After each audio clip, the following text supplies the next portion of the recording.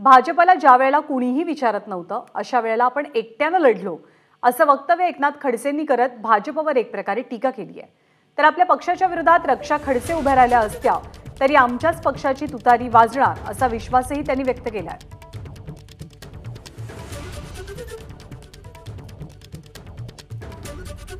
अकेला लढा या जिल्ह्यामध्ये कुत्र विचारत नव्हतं आमच्या पक्षाला भाजपच्या त्या कालखंडापासून मी एकटा लढलो आहे, सर्वांशी संघर्ष केला आहे, आजही करतोय। मी कधी खचलेलं नाही, कधी पळालेलं नाही, कधी विकलं गेलं नाही, कधी या ठिकाणाहून त्या ठिकाणी सत्तेसाठी लाचार होऊन पाय पडलेलं नाही।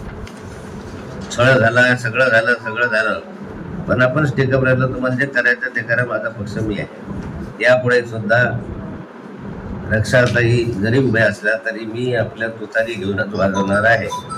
शेवटच्या क्षणापर्यंत तुतारी कशी विजयी होईल यासाठी आम्ही प्रयत्न करावा, कोणी शंका घ्यायची गरज नाही आहे। एबीपी माझा, उघडा डोळे बघा नीट।